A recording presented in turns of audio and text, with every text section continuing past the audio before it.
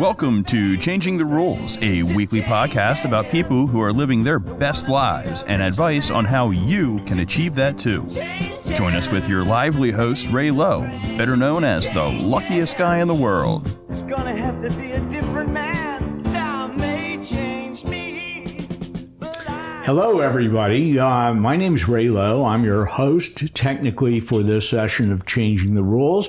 But I get a day off today because I have a guest host who's going to introduce our guests. So let me start by introducing our guest host. And Debbie Maxwell Allen is a young lady who I met before.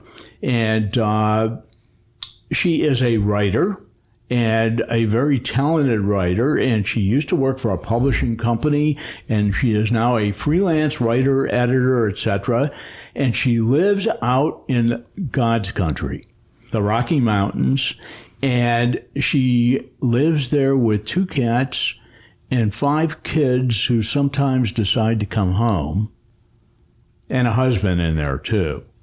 So, Debbie, why don't you introduce our guest today and give us the background, because you wrote the book on our guest, and let's go from there. So go ahead. Thank you so much, Ray. Well, today I'm introducing Pastor CanisiusGacura, and he was born in Uganda, but now is a pastor in Rwanda, and he is the president of Rwanda Christian Outreach Ministries and the pastor of Nyabujingo Worship Center in Kigali, Africa. And he is an author and an international speaker. So welcome, Pastor Gacura. Thank you so much. Thank you, Ray, for having us. And it's a great blessing to be in this place. And thank you for welcoming us on this podcast. And it's a blessing to be here. As Debbie told you, I'm CanisiusGacura from the nation of Rwanda. Rwanda is a nation found in East Africa, and it is over 10,000 square miles. And, it is named as a land of 1,000 hills. And Rwanda, as many of you know, Rwanda as a country which faced the 1994 genocide and the genocide against the Tutsi, and over 1 million people were killed within 100 days. But we are here to let you know that there is another good story about Rwanda, that Rwanda is a reconciled nation now. I'm a father of 4, 3 sons and 1 daughter, married to a beautiful wife, and we are serving together in the nation of Rwanda. Yeah. That is what we are doing. Thank you so much, Pastor Gacura. Well, we'd like to hear a little bit about your early life. There was a lot of things that went on for you when you were quite young, growing up in Uganda. And would you share some things that happened at that time? Thank you so much, Debbie, and our dear listeners. I want to briefly tell you about my early life. As you have said, I was born in the nation of Uganda. Many of you have heard about Uganda, and my parents married there. And they had origin from Rwanda, but due to insecurities that happened in 1959, they fled the nation of Rwanda and were refugees in the nation of Uganda. So that's where I was born. Many of you have heard the country of Uganda. You have heard the man by the names of Idi Amin, and I was born during that time of Idi Amin, appeared from nowhere. Then the last time I got this pesticide, which the same pesticide my dad poured in the wound in order to kill the maggots.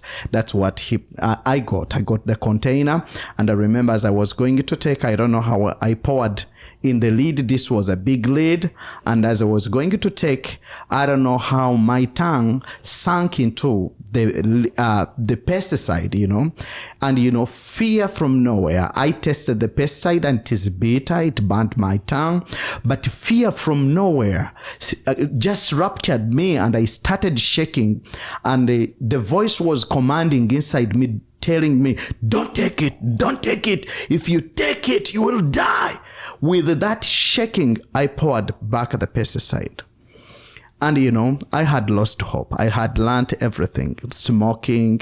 I had, I wanted to die to rest my family. But anyway, that happened. But after that attempt of suicide, the last attempt of suicide, what brought a change in my life? As I was feeling hopeless with all those names, with everything, and also I had accepted, one thing I've realized, the hardest thing, it's not what has happened to you.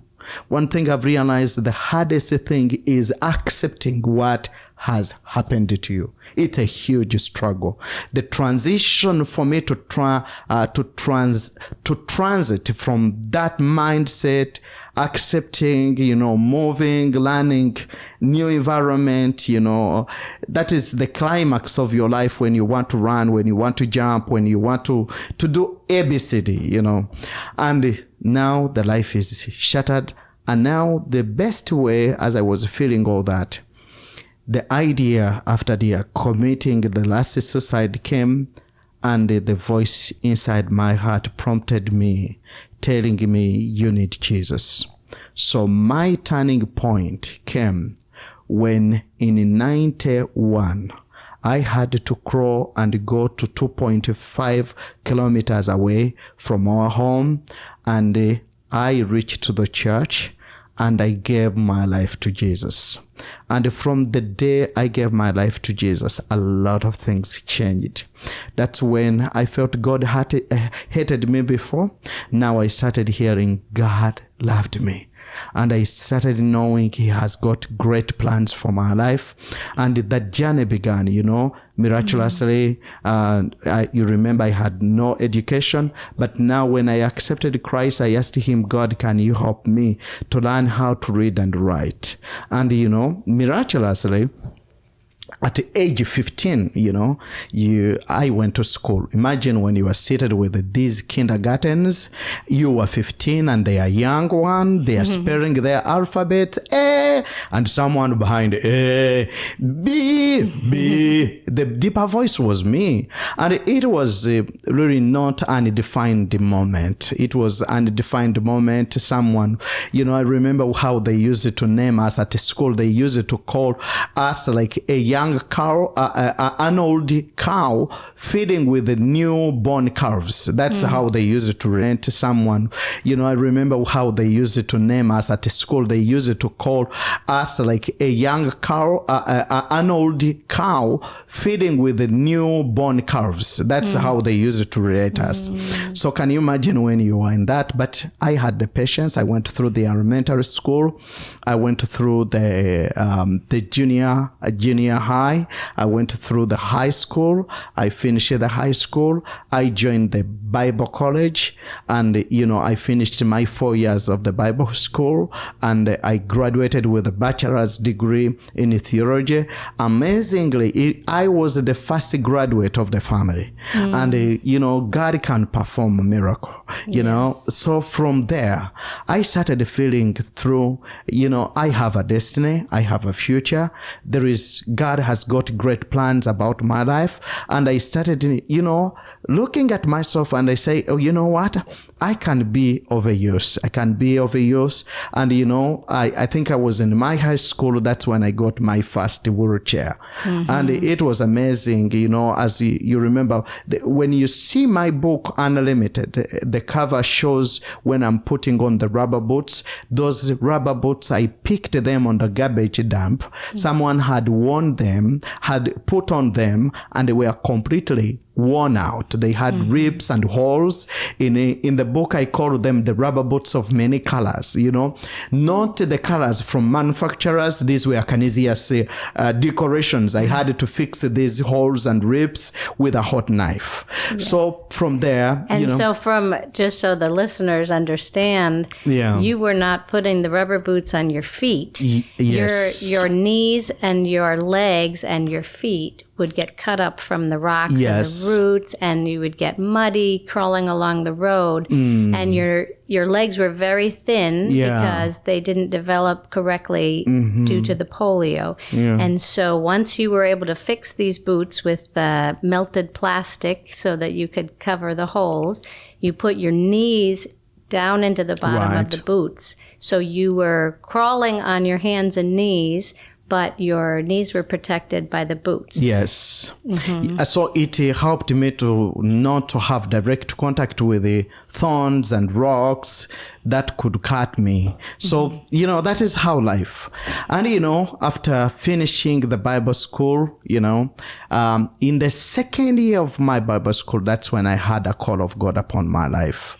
And, I was doing ministry, serving even in my elementary school, even in the high school, even in the Bible school. That was what I realized that there is a purpose. I can be a blessing. Then after finishing the Bible school, that's when I had to go back to the nation of Rwanda. And this is the interesting thing. You actually had an invitation to start a ministry for other disabled people in Uganda, which was your dream job.